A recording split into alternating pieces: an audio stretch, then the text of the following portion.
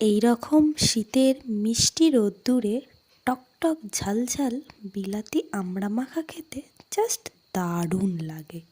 তাই আমিও ঠিক করলাম যে একটু আমড়া মাখা করাই যাক। তাই প্রথমে দুটো ছোট ছোটোই বিলাতি আমড়া পেয়েছি, ওগুলোকে ভালো করে ছাড়িয়ে কেটে ধুয়ে নিয়েছি। তারপরে ওর মধ্যে এক এক করে সব মশলাগুলো মিশিয়ে দেব। বিট লবণ নিয়েছি, একটু পরিমাণ মতো নিতে হবে, একটু সামান্য চিনি দিয়েছি, একটু লঙ্কার গুঁড়ো দিয়েছি, আর একটু কাসুন্দি দিয়েছি, আর একটা গন্ধরাজ লেবুর পাতা নিয়েছি।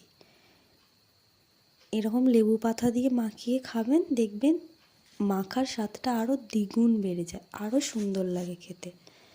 মাখাটা জাস্ট দারুণ হয়েছিল, সত্যিই খুব সুন্দর হয়েছিল, এখনও জিভে জল